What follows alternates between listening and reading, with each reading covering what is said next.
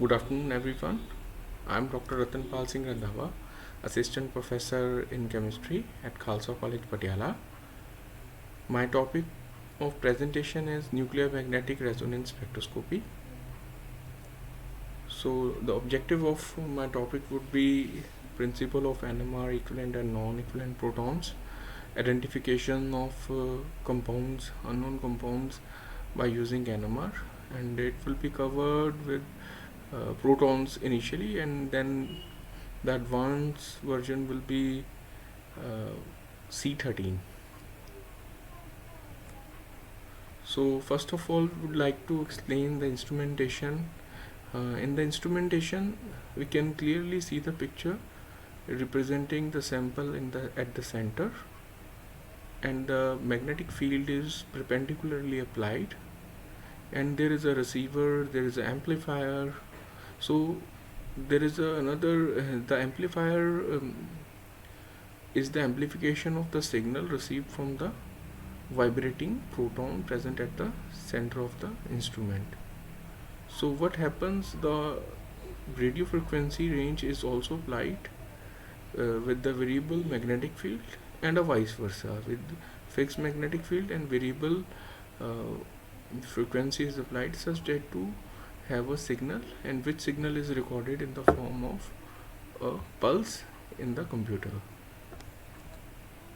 So what is NMR? So NMR is the when we place a proton at the center of two magnets and it start vibrating in a certain direction, it start oscillating initially, and vibrating and oscillating. So it oscillates in a certain direction, and that direction is known as precessional motion. So as we know, what we call in Hindi the motion of a latu. So it rotates like a latu, and it is in a certain direction.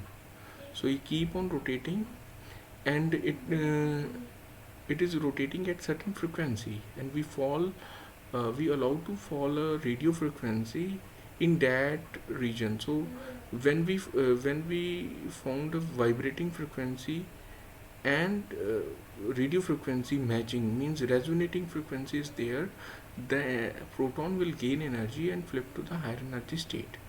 So that is known as flipping of proton. So the resonating means the matching frequency, so that is why it is known as nucleus. Nucleus means we are studying the proton present at the center of the nucleus. So center means it's a part of nucleus. So proton, magnet, and resonating frequency, that is why it is known as nuclear magnetic resonance spectroscopy, or some literature may show that some you can call it proton spectroscopy also, proton resonating spectroscopy. So what will happen if we allow radio frequency to fall on a vibrating proton? So it will gain energy and it will flip to higher energy state, and that energy state it will rotate in the opposite direction, and the resident time will be very less, because the heavy nature of the proton doesn't allow proton to flip at the very high energy state. So the energy is not very high, but it is the marginally high. It is not as high in the case of electrons.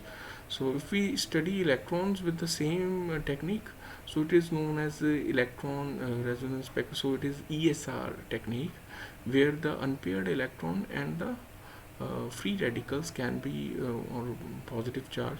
So free radicals are determined with the ESR spectroscopy. The principle of ESR and NMR is basically same. So this is all for today. Thank you very much.